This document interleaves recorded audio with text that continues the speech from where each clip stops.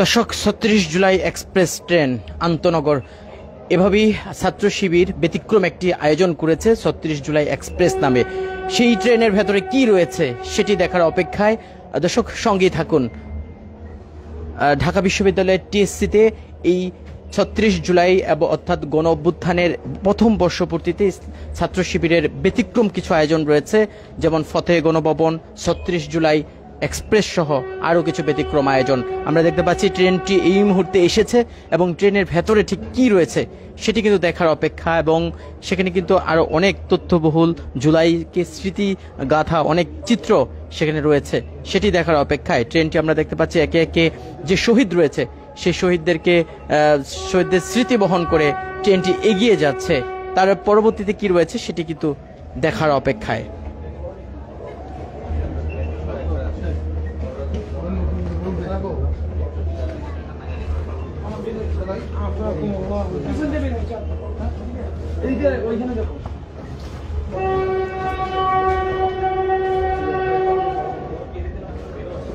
এবং এই প্রদর্শনীগুলো দেখতে এখানে অনেক দর্শনার্থীরা কিন্তু ভিড় করছেন টিএসসিতে, ঢাকা বিশ্ববিদ্যালয়ের টিএসসিতে। আমরা দেখতে পাচ্ছি শহীদ সাইদুল ইসলাম শোভন এবং এরকম যারা শহীদ হয়েছেন সেই প্রত্যেক শহীদদেরকে নিয়ে ট্রেনটি যাচ্ছে এবং প্রত্যেক শহীদের ছবি আমরা দেখতে পাচ্ছি।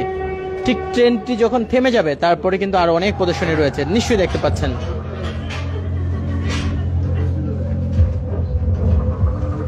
ছাত্র শিবিরের ব্যতিক্রম আয়োজন ৩৬ জুলাই এক্সপ্রেস।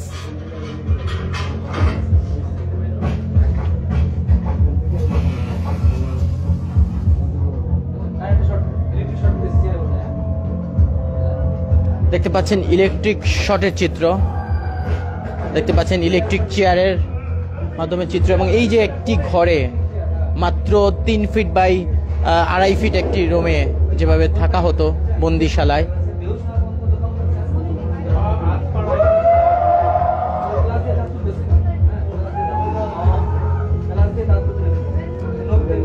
ছত্রিশ জুলাই এক্সপ্রেস ছাত্র শিবিরের ব্যতিক্রম আয়োজন থেকে আপনাদেরকে সরাসরি দেখাচ্ছি। ২৪-এর গণ অভ্যুত্থানের প্রথম বর্ষপূর্তিতে টিএসসি অডিটোরিয়ামে যে প্রদর্শনী রাখা হয়েছে সেই প্রদর্শনীর একটি ব্যতিক্রম আয়োজন।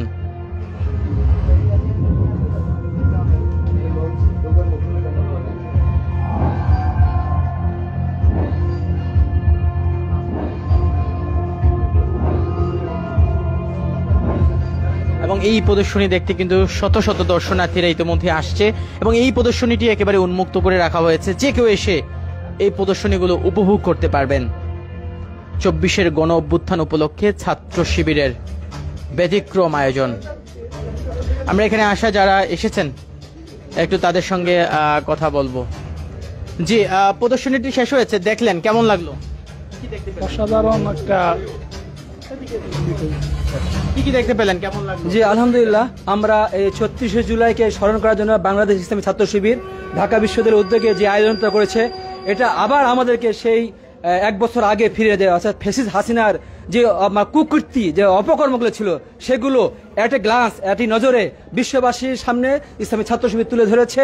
তাদের নির্যাতন, তারপরে প্লাস দিয়ে নখ তুলে ফেলা, প্লাস দিয়ে দাঁত তুলে ফেলা এবং গরম পানি দিয়ে মুখে ঢেলে অজ্ঞান করে ফেলা এবং আপনার গুলি দিয়ে হত্যা করার পরে টেনে কেটে ফেলা, এই যে চিত্রগুলো ভেসে উঠলো, এটা একটা টোকেন চিত্র এখানে উঠায় তুলছে ছাত্র শিবির। এরকম আর বহু অসংখ্য চিত্র ছিল যেটা এখন আমাদের অজানা রয়ে গেছে। তো এজন্য আমরা ছাত্র শিবিরকে আমরা আসলে ধন্যবাদ দিয়ে খাটো করতে পারবো না। ওনাদের যে মেধা, যে মনন, যে যোগ্যতা দিয়ে এই চিত্রটা ফুটিয়ে তুলছে, এই জন্য ওনাদেরকে আমরা অসংখ্য ধন্যবাদ জানাচ্ছি। এবং এই চিত্রের মাধ্যমে দেশবাসী জেগুক যে স্বৈরাচার হাসিনা কি করেছিল, এই বাংলাদেশটাকে একটা আপনার কারাগারে পরিণত করেছিল, দেশটাকে আমরা জিম্মি করে ফেলছিল, তারই চিত্র আমরা এটার মাধ্যমে আমরা দেখতে পেরেছি। আমরা চাই ভবিষ্যতে যারাই ক্ষমতা আসুক তারা যেন এই ধরনের কোনো ফ্যাসিস্ট ভূমিকা পালন করতে না পারে, কেউ যেন আর ফ্যাসিস্ট হতে না পারে, কেন স্বৈরাচার হতে না পারে। এখান থেকে তাদের শিক্ষা নেওয়া উচিত, কারণ ইতিহাস থেকে যারা শিক্ষা নেয় না, ইতিহাস তাদেরকে ক্ষমা করে না। আমরা আশা করব ভবিষ্যতে যারাই ক্ষমতা আসবে, যারাই দেশ চালাবে, তারা যেন এই দেশের মানুষকে মাথায় রেখে কাজ করে। ধন্যবাদ সবাইকে, আসসালামু আলাইকুম। ধন্যবাদ। আমরা দেখতে পাচ্ছেন যে বিশাল এলইডি স্ক্রিন, সেই স্ক্রিনের মধ্যে এভাবেই 36 জুলাই এক্সপ্রেস ট্রেন প্রদর্শনী করা হয়েছে এবং এখানে ট্রেনের প্রত্যেকটি জানালায় এক একজন শহীদের ছবি এখানে রাখা হয়েছে। পাশাপাশি আরও ট্রেনের ভেতরে আরও অনেক চিত্র কিন্তু রাখা হয়েছে। অর্থাৎ ঠিক সেই সময়টাতে যেভাবে বিরোধ দলের বা ভিন্ন মতাদর্শের মানুষকে যেভাবে পুলিশের নির্যাতন সহ্য করতে হতো বা যে গোপন বন্দিশালা রাখা হতো, সেই চিত্রগুলো কিন্তু এখানে ফুটিয়ে তোলা হয়েছে। টিএসসি অডিটোরিয়ামে এই চিত্রগুলো ফুটিয়ে তোলা হয়েছে। আমরা যদি আপনাদেরকে আরেকটু বাহিরে নিয়ে যেতে চাই এবং বাহিরে নিয়ে আপনাদেরকে দেখাতে চাই ছাত্র শিবিরের পুরো একেবারে টিএসসি অডিটোরিয়ামে ব্যতিক্রম আয়োজনগুলো দেখতে পাচ্ছেন। গণভবন, এখানে ঠিক ফতে গণভবন, ইসলামী ছাত্র শিবির ফতে গণভবন তৈরি করেছে এবং এই গণভবনের ভেতরেও বিভিন্ন গ্রাফিতি দেয়াল চিত্র রাখা হয়েছে। অর্থাৎ পুরো একেবারে টিএসসি জুড়ে আজকে কিন্তু জুলাইয়ের স্মৃতি বিজড়িত সেই চিত্র এবং আজকে কিন্তু সরকারি ছুটি, অফিস আদালত, বেসরকারি সকল কিছু বন্ধ রয়েছে। সেক্ষেত্রে এই বন্ধের দিনে যেন জুলাই গণঅভ্যুত্থানের এই আজকের বর্ষপূর্তিটি সকলে পালন করতে পারেন এবং সেগুলো যেন জুলাইয়ের সেই স্মৃতিগুলো যেন তারা তুলে ধরতে পারেন এবং সেই স্মৃতিগুলো যেন আবারও তারা চোখের সামনে আনতে পারেন, সেজন্য কিন্তু এভাবে ফতে গণভবন থেকে শুরু করে বিভিন্ন দেয়াল চিত্র এই টিএসসি অডিটোরিয়ামে তুলে ধরা হয়েছে। সে পূর্বের লাইভে কিন্তু আমরা সেটি দেখিয়েছি এবং আপনাদেরকে ঠিক পুরো টিএসসি জুড়ে কিন্তু দেখাতে চাই এবং রাজধানী জুড়ে কিন্তু নানান আয়োজনে বিভিন্ন সংগঠন, বিভিন্ন রাজনৈতিক দল তারা নানান আয়োজনে কিন্তু আজকের এই 24-এর গণঅভ্যুত্থানের প্রথম বর্ষপূর্তি পালন করছে। ফতে গণভবনের সামনে থেকে এবং 36 জুলাই এক্সপ্রেসের সহ টিএসসির যে সার্বিক পরিস্থিতি, সেই সার্বিক পরিস্থিতিগুলো দেখাচ্ছি এবং এখানে কিন্তু বিভিন্ন জন এসে এখানে ছবি তুলছেন।